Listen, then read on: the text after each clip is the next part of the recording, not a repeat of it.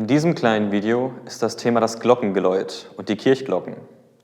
Zwar mag uns dieses Thema erstmal banal und vielleicht auch unwichtig vorkommen, aber letztendlich ist jeder von uns damit täglich konfrontiert.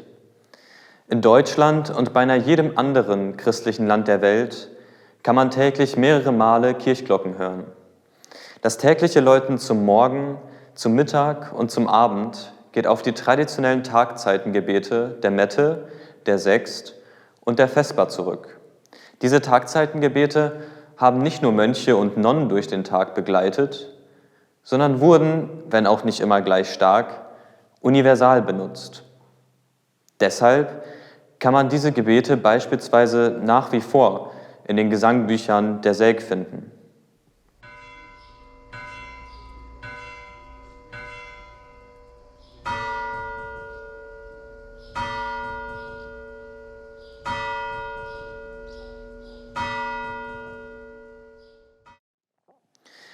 Neben dem täglichen Läuten gibt es die Funktion der Glocken in Beziehung zum Gottesdienst.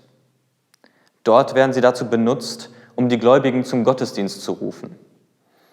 Symbolisch wird durch die Glocken Gottes Einladung zum Hören seines Wortes ausgesprochen. Dadurch erlangen Kirchenglocken natürlich auch die Funktion eines christlichen Bekenntnisses für die Region, in denen man sie hören kann. Allen ist klar, dort sind Christen und dort wird Gottesdienst gefeiert. Aber nicht nur für die Gläubigen in der Kirche hat das Läuten eine Bedeutung. Für all diejenigen, die aufgrund von Krankheit oder anderen Gründen nicht an dem Gottesdienst teilnehmen können, wird damit ein Signal gegeben, dass sie im stillen Gebet Anteil haben können an der Gebetsgemeinschaft der Gemeinde. Dies gilt in vielen Gemeinden dann nochmal durch das Läuten innerhalb des Gottesdienstes beim Vaterunser. Da das Vaterunser direkt vor den Einsetzungsworten zum Abendmahl in der Liturgie steht, soll das Läuten auf zweierlei Weise verstanden werden. Einmal als Signal für das Hauptgebet der Christenheit, was gerade gesprochen wird, und zum anderen als Hosianna für das Kommen des Herrn, der in der darauffolgenden Abendmahlsfeier gänzlich präsent ist. In der Bibel werden Glocken im Zusammenhang mit dem Hohepriester in Exodus 28 erwähnt.